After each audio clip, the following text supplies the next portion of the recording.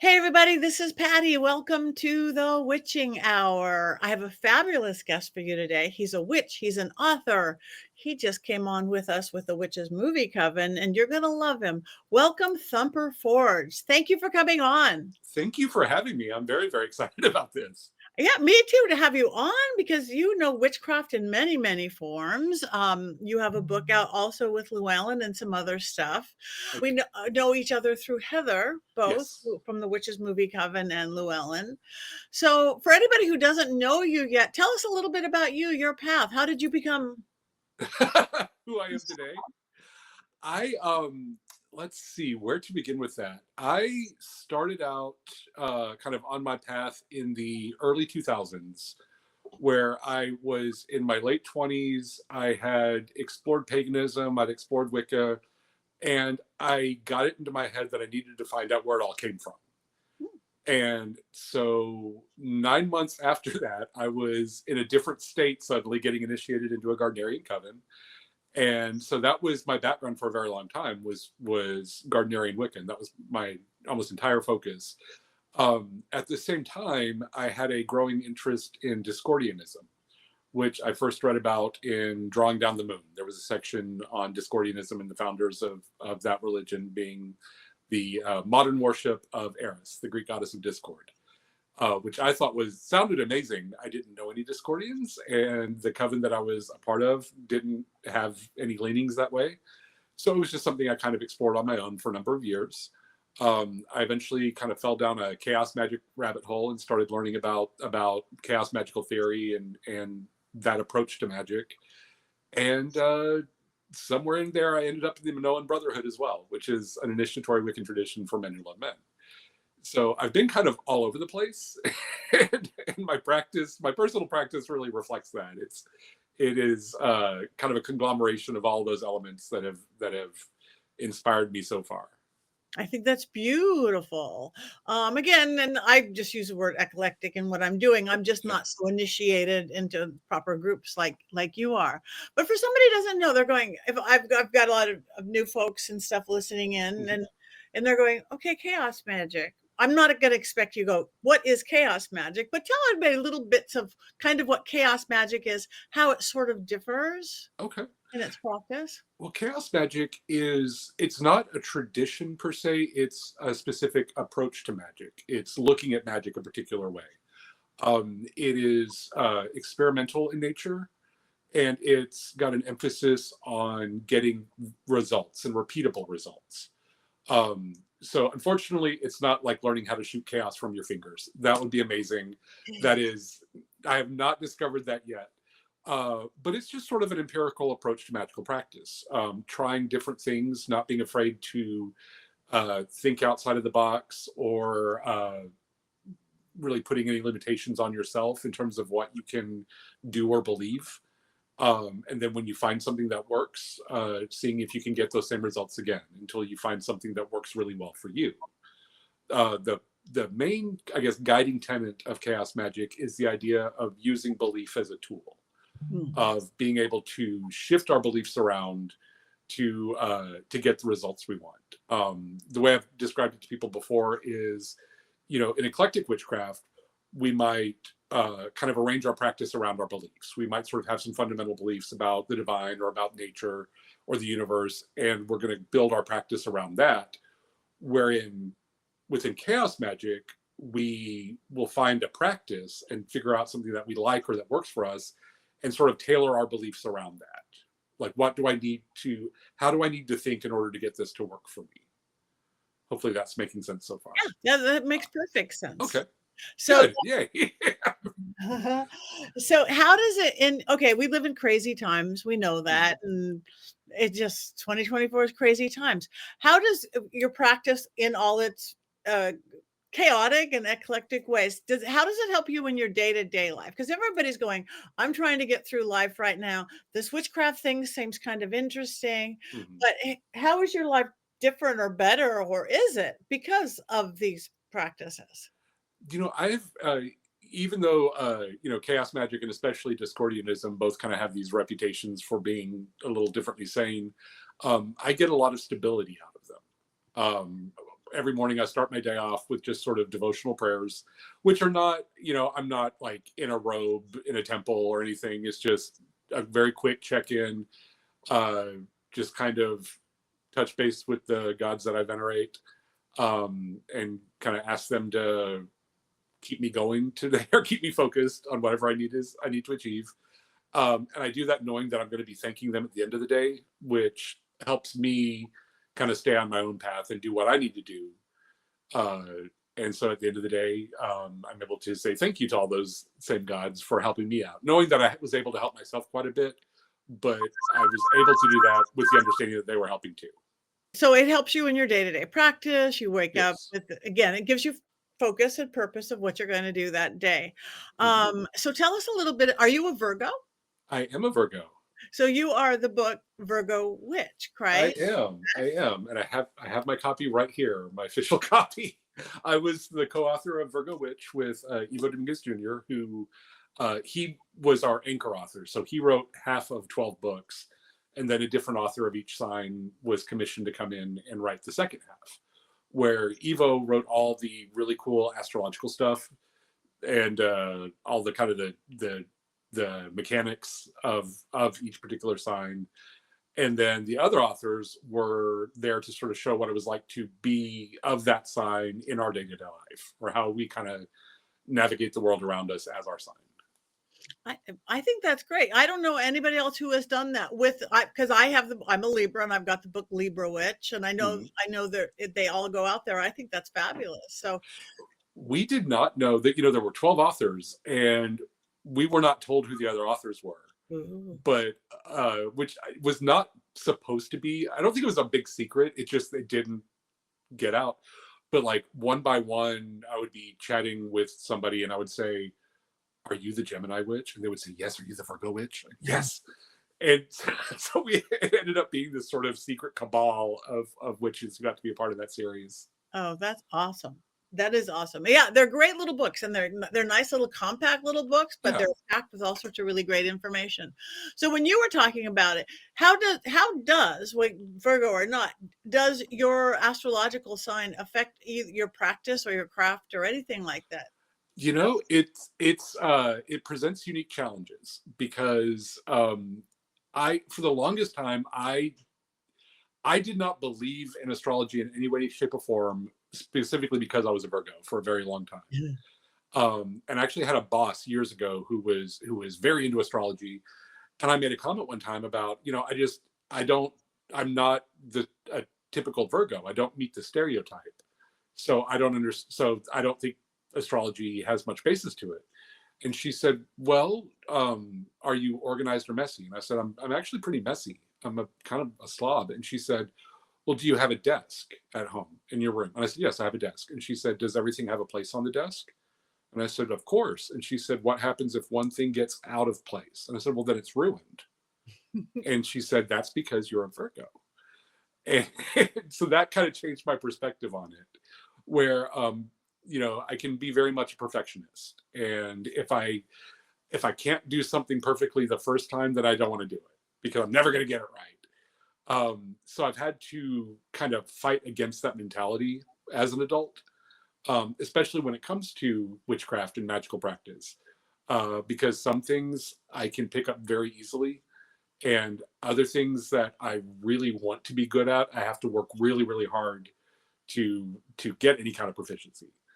And the things that I pick up easily, I will just take off with those, and I will ignore everything else because I'm good at this one thing. That's all that matters. So I've had to really learn to pace myself in terms of, taking things step by step and celebrating little victories instead of throwing a fit because I'm not the Grand High Supreme Wizard of North America. Oh, that's funny. Wow. And I'm only one sign past you. I'm a Libra, and my desk is piled 3 feet high. It's too organized. I can't handle it. I have to start throwing things on it. Mhm. That's so goofy. And we're only like 1 month apart. Exactly. Wow. Even when my desk is a train wreck, though, when other people see it, they're like, how can you function? Where's the report from 3 weeks ago? Well, it's right here under the pile of reports from last week.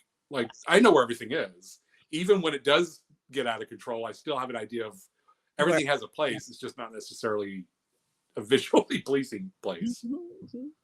That's true. And I know you're a writer in many other ways too. You write for different publications, right? You have some other books out. I have shown up in a couple of other books, which I have here as well. Yeah. I went on a tear to find the Virgo book. I knew I had a copy somewhere. The first book that I was in recent years is The Gorgon's Guide to Magical Resistance, which is a sequel to I think it was We Are Aradia, as it was called, or I can't remember the name of the first one, but it's a series of books on magical activism. Wow. And The New Aradia was the first one. And these were books that were edited by Laura Tempest Zakroff, who's a wonderful writer and artist. Yes. And so these were just they came out through Revelor Press, and they are just little guides to magical activism of different ways people can employ their witchcraft towards resistance and towards community and the things that sometimes can feel very hopeless in our current climate. Because witches have always been historically were the ones who were sort of the resistance fighters. Yeah. And Tempest just wanted to make sure we all remembered that. So I had an essay in that. And then pardon me? How timely. Yes, very much. I have an essay in there on Laverna, who is the ancient Roman goddess of thieves and plagiarists. And she's mentioned in the original Gospel of Aradia, or the Gospel Aradia, the Gospel of the Witches, which was published in 1899 by Charles Godfrey Leland. And way in the back, there's a little story about this goddess of thieves and plagiarists. But in reading her story, she was very much a goddess of liberation, especially women's liberation, and she was a goddess of bodily autonomy. So I felt like that was something that she was somebody who should be included in a book on magical resistance. And speaking of misunderstood goddesses, the other recent publication that I was in was Modern Witchcraft with the Greek Gods by Jason Menke and Estrella Taylor. And that is a book on, really the title says it all. It's Greek mythology and Greek religion tailored to a modern witch today. And I got tapped to write a little piece on Eris, the goddess of discord. So I have some stories about her and some recipes in there. And that's a wonderful book. If you feel at all drawn to the Greek gods or Greek pantheon, that's a wonderful, wonderful resource. Yeah, I think I actually have that one. I could have grabbed it over here. But, oh, well, you have it, and that's good. Yeah. That is fabulous. Now, I see in your bio that you actually do readings for people. In readings, I don't understand. What is a geomantic or a lithomantic reading? So geomancy is a form of divination that involves I wish there was an easy way to explain geomancy. There's really not, but it's a binary system of divination where random numbers are generated and broken down into even or odd, which translates to 1 dot or 2 dots. And those binary numbers are used to make figures, and then those figures are plugged into an astrological chart. Sounds complicated. It is. It's not as complicated as it's made out to be. There's just not a great way to explain it. So is it by birth dates or anything like astrological? It's more similar to like horary astrology, where you'd be asking a specific question and then putting that question into an astrological chart. It's very good for yes/no questions, for like favorable or unfavorable. And you can really get as in-depth with it as you need to. I do a lot of just kind of one figure readings, like generate 4 numbers, sometimes just using dice. Originally, people would make random marks in the sand with a stick. That was how it got its start several thousand years ago. But people use dice or coins, anything that you can just get an even or odd number with.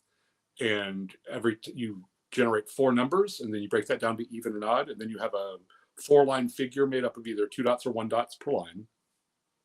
And then there is some crazy addition that I never really understood how I figured out how to do.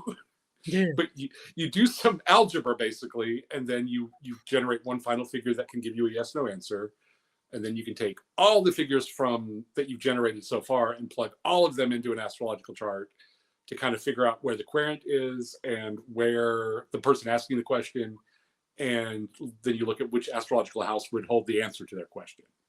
Like if somebody was asking about money, you would look at the figure in the second house and then see how those figures interact with each other. Lithomancy is much easier to explain. And it is just divination with stones.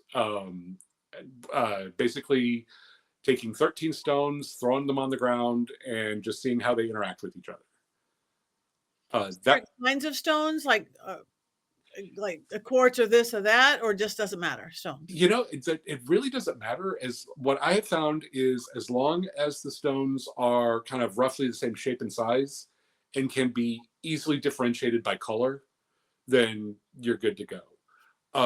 When I anytime somebody asks me about lithomancy, I end up telling the story where when it was first introduced to me, it was sort of pitched as like this ancient practice of the British Isles, and somewhere on a blasted heath, Saxon witches were flinging rocks at each other to see the future. And I started kind of messing with it and realized I was getting pretty clear answers. And so I started researching it, because that is where the Virgo in me really, like, the hyper focus kicks in. And I was able to trace it all the way back to 1978. Ooh, I know, truly ancient. But in Witchcraft for Tomorrow, Doreen Valiente had a little section on lithomancy. And she said you use 13 stones, and 7 of them represent the classical planets, and 5 of them represent kind of personal areas of life, like home, love, luck. And then 1 stone is the magic stone, and it's your indicator. And she didn't give any sources. She just said, this is what witches do. Because it was 1978, and you could do that. You didn't have to have a bibliography. And so she just said, this is the way it is. And so when people think of lithomancy, that's really the system that they have in mind. There's always been, and especially in Greek mythology, there are stories of people telling the future with rocks, or having a magic stone that they used for prognostication. But modern lithomancy really traces back to Valiente, which is fine. Like, there's nothing wrong with something being modern, especially if it works. And it just turned out to be a system that worked really, really well for me. That's fabulous. Again, I don't know anybody who has done either of those. It sounds too many numbers for me. I'm going to stick to cards or runes or bones. Geomancy is so hard. It's when you know how to do it, it like takes a while to figure it out, and then it's very simple to do. It's that explaining that's so tough. Where lithomancy is just, you throw the stones on the ground and you get a yes or no, and then you can kind of see what the planets are doing, and you're good to go. Okay, that's good. So do you use that? I don't often ask people, do you read yourself? Do you do you ask yourself questions for you other than reading for other people? Do you? I do. I especially with lithomancy, I try to keep questions that I ask for myself very simple, very yes, no.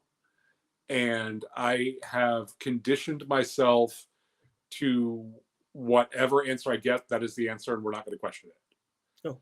Because it is very easy when reading for oneself to go, well, what if this way? Well, what if I phrased it a little differently? Well, let me try again, but I'm going to really clear my mind this time before and it's easy to trick ourselves when we do that. And it's easy to see what we want to see versus reading for somebody else where the answer we're not as invested. Right. So I just tend to stick more to the yes, no. And once I get my answer, I'm like, that's what we're rolling with. That's because I just started thinking about, I realized I do not read in ever form. I do not read for myself. And so many people I have on the show, they read for themselves. And I'm like, why don't I? And I think I'll go in, I'll go deep. I will meditate. But I'm thinking, well, maybe I'm missing something here. Maybe I should read for myself. That's why I ask you. So, but my whole thing is like, well, no, I got the wrong answer there. What? One other thing I do when I read for myself is like, I'm not great with cartomancy. I've never been able to read tarot. I've tried, it just doesn't click for me. But I do like Lenormand divination, Mhm. which is like old German playing cards. Yeah. So I really have always been kind of fascinated with Lenormand. I don't know the system very well, but because of that, I can get very accurate readings for myself because I have to really just go with, if I pull a card and it's, oh, the sun, okay, the sun, that's a good card. This is a favorable. If I pull the clouds or the coffin, I can't be like, well, in some cases, it's like, no, I don't have the experience with it to fudge the answers. That's good.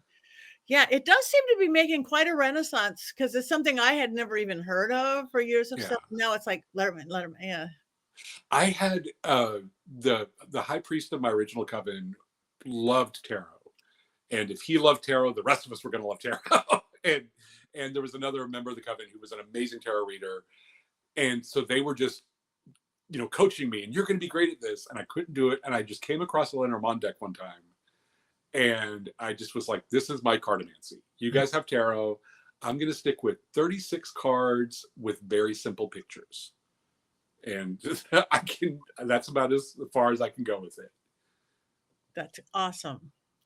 So you also, I'm just again getting to know you as other than what you watch movies together, which is Yeah, great. So by day you manage a leather and fetish wear shop. I do. So is that your community? Are you that community? Is that how? I am. I'm not as much of a big member of the scene as I used to be. But a number of years ago, I so this story sounds like it has a lot of tangents, but I promise it all fits in together. Okay.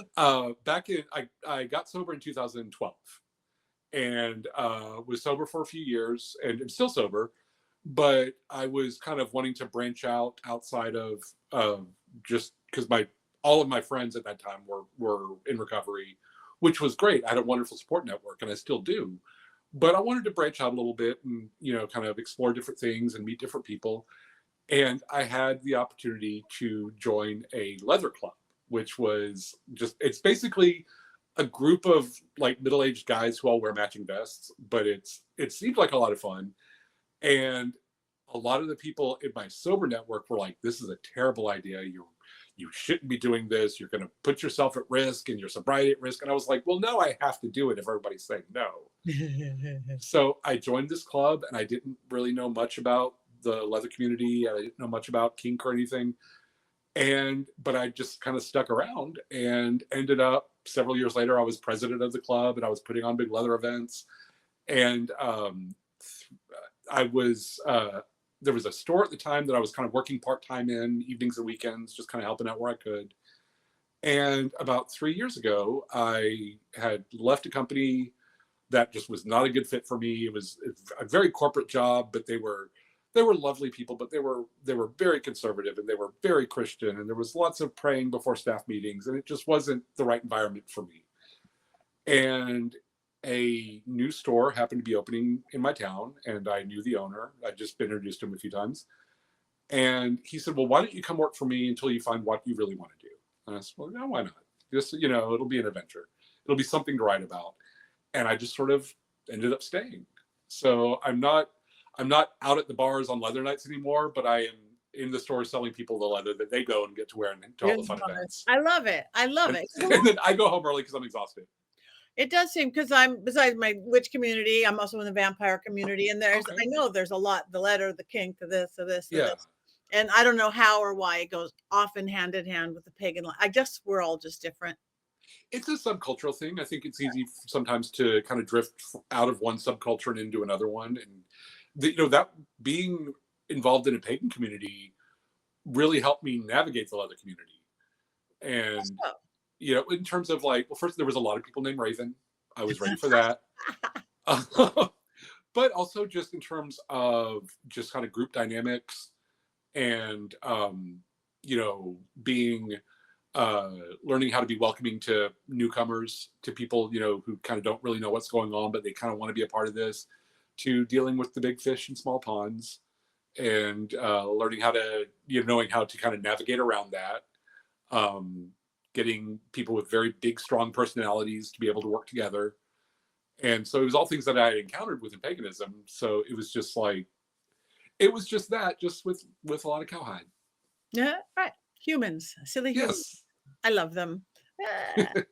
Well, this is fascinating. You are fascinating. Thank you. You're going to have to come back. You're going to have to come play with us again on the Witches Movie Coven as well. Are you a movie kind of guy? Cheesy B-rated witchcraft movies are like, they are absolute passion. I have a vast collection. I will Somebody will say, oh, this thing happened. I'm like, oh my God, that same thing happened in Race with the Devil, where the RV was driving through South Texas. And they're like, what are you talking about? I'm like, it's a classic movie. How have you not seen it? I just, anytime there's a movie with witches in it, I will watch it no matter how horrible it is. And some of them are very horrible. We love those. Yes, but one's up for all of them. Better as kind of, at least for the coven. It is really fun having you again here, and of course coming back to the Witches Movie Coven, because you know both Heather in real life, Lisa, and you know Jason as well, Jason Mankey. I do. I know both of them. Heather is my editor at Llewellyn. I did not work with her on the Virgo Witch book, but she has been guiding me through my first full-length book. And she has been very encouraging and very educational and very patient with me, which is wonderful. But I love working with her. Jason, I actually met through blogging first. I was introduced to him when he was the channel manager for Patheos Pagan.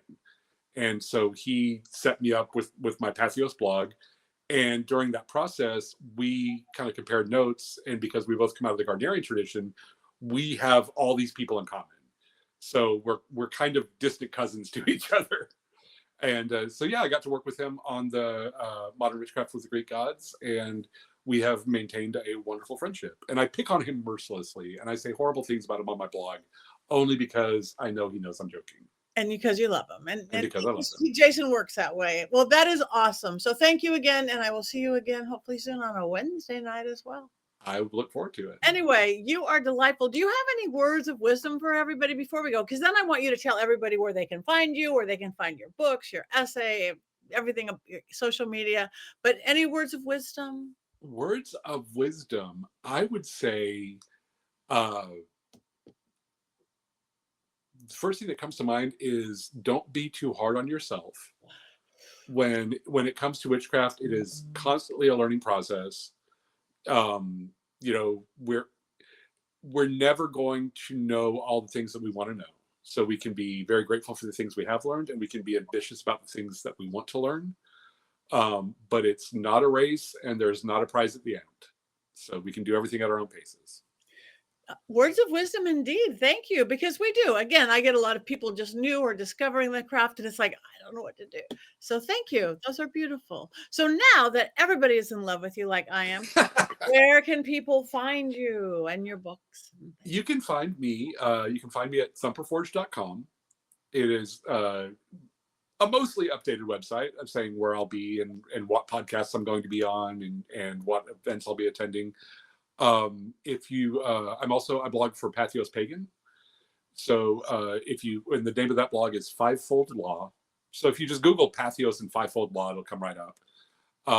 And I had kind of drifted away from blogging for a little while because I was trying to finish a manuscript for Heather. So I'm behind on the blog, but I'm furiously getting caught up and getting new content out. I'm Fivefold Law everywhere. That's my social media handle. And I am I have a bizarrely large TikTok following where for like a middle-aged Gen Xer, I don't know why people on TikTok like me, but they do. And that's, at least I'm entertaining there. But all of that there's links to all of it at thumperforge.com. Perfect. Thank you. You guys follow him, like him, check him out, check out his books. Again, if you're a Virgo, go get Virgo Witch and figure out why your desk is so much cleaner than mine. And thank you. Thank you so much for bringing your magic to the witching hour. You're very welcome. Thank you for having me.